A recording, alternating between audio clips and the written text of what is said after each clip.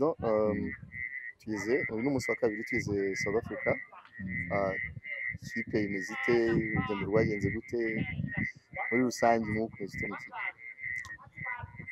Iminsi ibiri turi nayita mu murwa wa Mpumalanga, umujyi utuje. Twageze hano mu saa sita z'amanywa, twavuye i Kigali dukora escale Johannesburg ko nta ndege zari zihari kugira ngo zibashe kutujyana kugera hano. Twageze umwuka ni mwiza, twaje nyine twaraye dutsinzwe na Benin. Navuga ko morale yari iri hasi, ariko umupira w'amaguru nuko bigenda, hari utsinda hari utsindwa.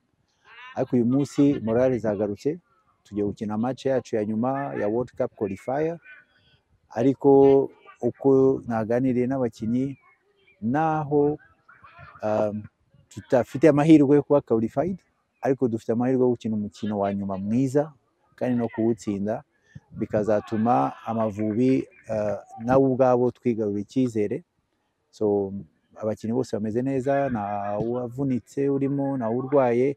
So turizera ko kwa kabiri tuzaba dufite intsinzi hano kuri South Africa.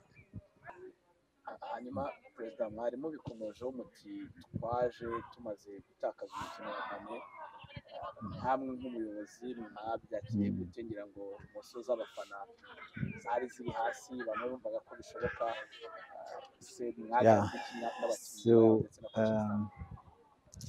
natwe ubwacu twabyizeraga, twumvaga tuzatsinda Benin, kuko abakinnyi morale bari bafite, kandi uko twari dusanzwe turimo kureba imikino ya Benin mu gihe iyi qualifier yatangiye, twumvaga amahirwe tuyafite.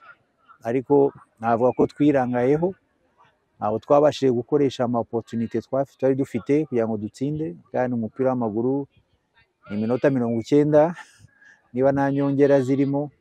So kambuye ko twararangaye, twaratsinzwe, kugira ngo abanyarwanda benshi byarababaje, natwe turimo.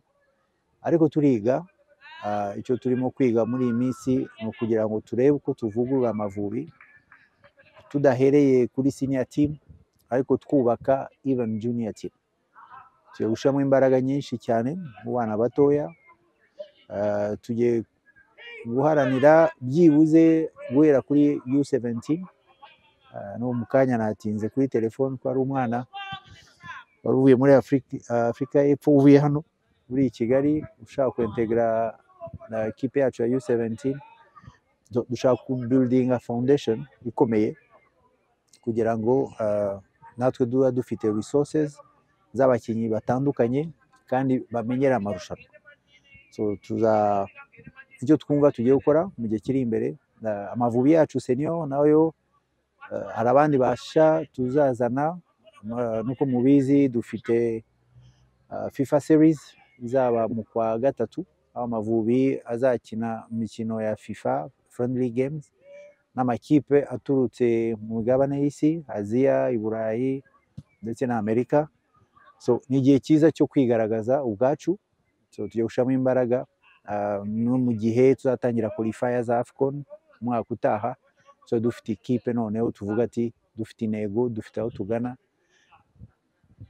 Ntibirarangira, biracyaza, ni umupira w'amaguru, tugomba kubyemera, ariko tugakomeza.